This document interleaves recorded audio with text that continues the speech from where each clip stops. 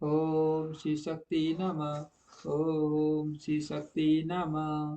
शिव पूजन की सर्वोत्तम विधि का वर्णन। वर्मा जी कहते हैं, अब मैं पूजा की सर्वोत्तम विधि बता रहा हूँ, जो समस्त अभिष्ट तथा सुखों सुखों को सुलभ करने वाले देवताओं तथा ऋषियों तुम ध्यान देकर सुनो। सुनो, उपासक को चाहिए कि वह ब्रह्म ब्रह्म वह मुहूर्त में शयन से उठकर जगदम्बा पार्वती सहित भगवान शिव का स्मरण करे तथा हाथ जोड़ मस्तक झुकाकर भक्ति पूर्वक उनसे प्रार्थना करे, देवेश्वर उठिए उठिए, मेरे हृदय मंदिर में शयन करने वाले देवता उठिए, उमाकांत उठिए और ब्रह्मांड में सबका मंगल कीजिए। मैं धर्म को जानता हूँ, किंतु मेरी मेरी उसमें प्रवृत्ति नहीं होती। मैं अधर्म को जानता हूँ, परंतु मैं उससे दूर नहीं हो पाता।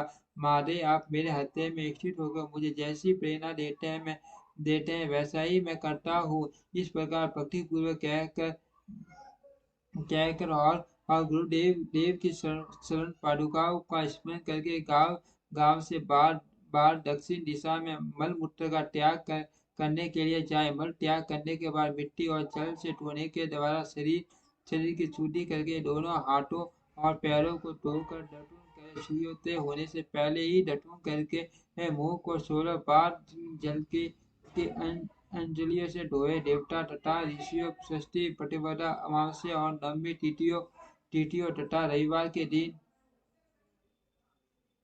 शिव भक्त को यत्नपूर्वक दर्शन को त्याग देना चाहिए। अवकाश के अनुसार नदी आदि में जाकर अथवा घर में ही भली भांति स्नान करे। मनुष्य को देश और काल के विरुद्ध स्नान नहीं करना चाहिए।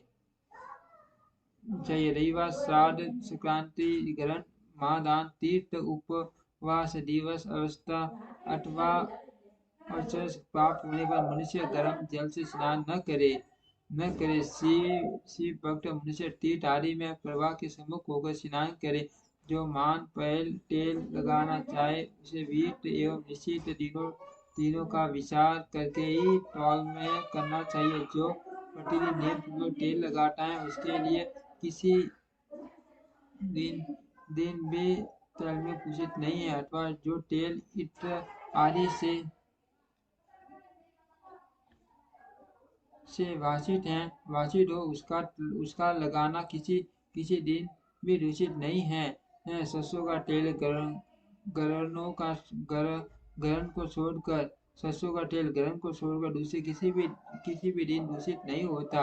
इस तरह देश काल का विचार करके ही विधि पूर्वक स्नान करे। स्नान के समय अपने मुख को उत्तर अथवा पूर्व की ओर रखना चाहिए। उचित वस्त्र का उपयोग कभी उसी शस्त्र वस्त्र का उपयोग कभी न करे। शुद्ध वस्त्र से इष्ट देव के स्मरण पूर्वक स्नान करे। जिस वस्तु को दूसरे से धारण किया हो अथवा जो दूसरे को पहने की वस्तु हो तथा जिसे स्वयं रात में धारण किया गया हो वह वस्त्र उचिष्ट कहलाता है। उसे तभी तभी स्नान किया जा सकता है उससे तभी स्नान किया जा सकता है जब उसे धो लिया गया हो।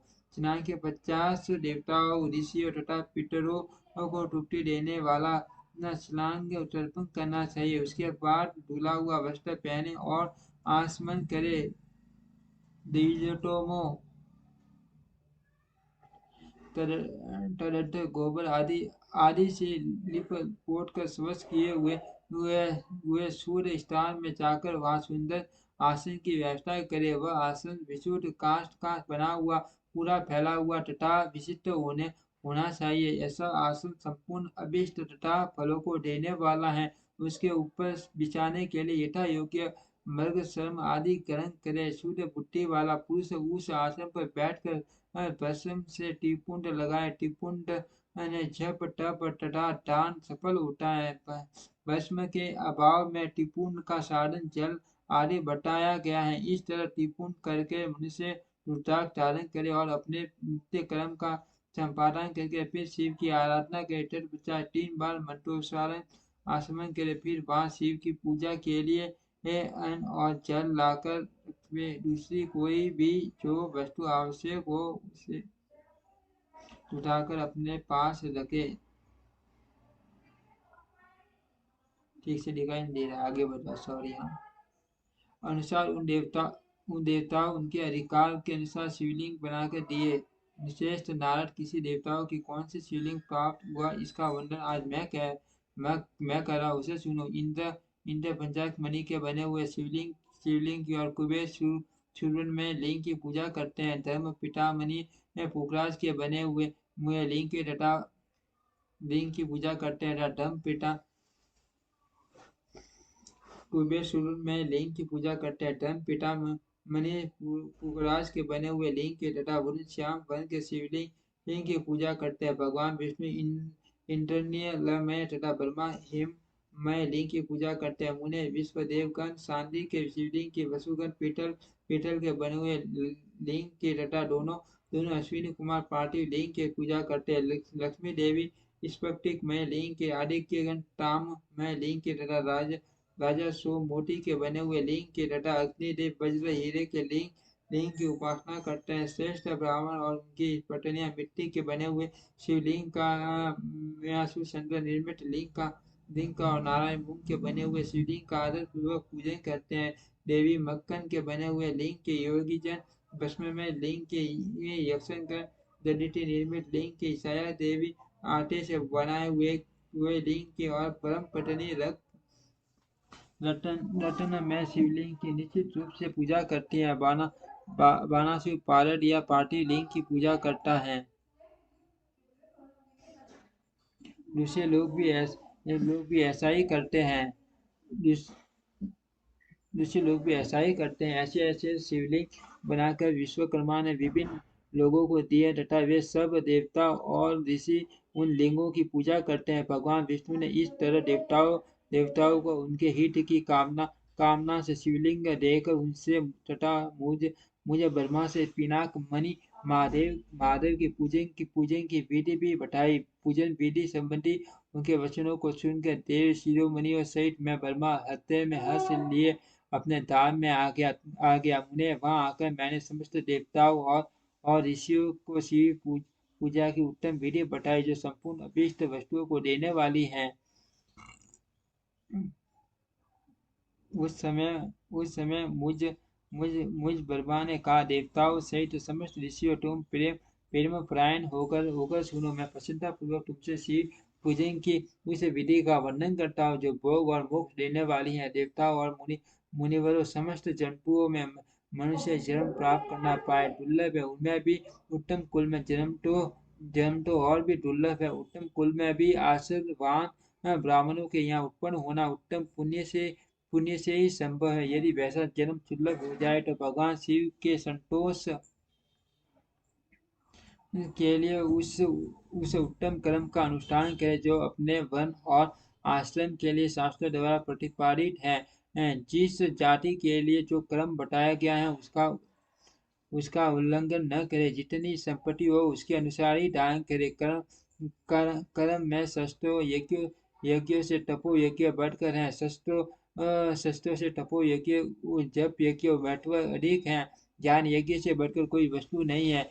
ध्यान ज्ञान का साधन है, क्योंकि योगी ध्यान के द्वारा ही अपने इष्ट देव समर्थ शिव का साक्षात्कार करता है। ध्यान यज्ञ में तत्पर रहने वाले उपासक के लिए भगवान शिव सदा ही संगनित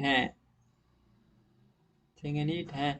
जो विज्ञान से संपन्न है, उन पुरुषों की शुद्धि के लिए इसकी प्रायश्चित आदि की आवश्यकता नहीं। मनुष्य को जब तक ज्ञान की प्राप्ति न हो तब तक वह विश्व दिलाने के लिए क्रम से ही भगवान शिव की आराधना करे। जगत के लोगों को एक ही परमात्मा रूपों में अभिव्यक्त हो रहा है। एकमात्र भगवान सूर्य स्थान में रहकर जलाशय आदि विभिन्न वस्तुओं में अनेक दिखते हैं। देवताओं संसार में जो सत या असत देखी या सुनी जाती है, वह सब परम ब्रह्म शिव रूप ही है। समझो, जब तक तत्व ज्ञान न हो जाए तब तक प्रतिमा की आवश्यकता है। ज्ञान के अभाव में भी जो प्रतिमा पूजा की अवहेलना करता है, उसका पतन जाति के लिए जो क्रम बताया गया उसका प्रश्नपूर्वक पालन करना चाहिए। जहाँ यथा भक्ति हो उस आराध्य देव का पूजन आदि अवश्य करना चाहिए, क्योंकि पूजन और दान आदि के बिना पाठक नहीं होते। जैसे मैले कपड़े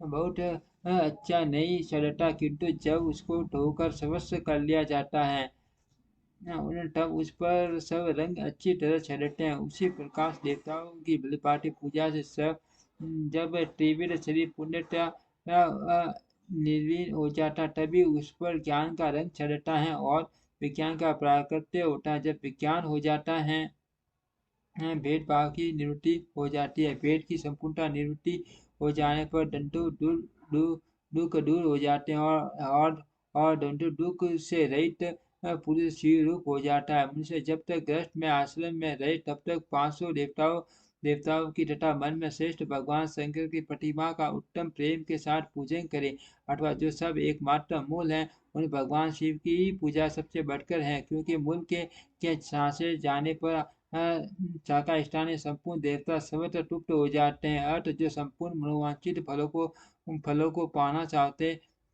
चाहते हैं वह अपने अभीष्ट की सिद्धि के लिए समस्त प्राणियों के हित में तत्पर रहकर लोक कल्याणकारी भगवान शंकर का पूजन करे। ओम श्री शक्ति नमः। ओम श्री शक्ति नमः। ओम श्री शक्ति नमः। ओम श्री शक्ति नमः।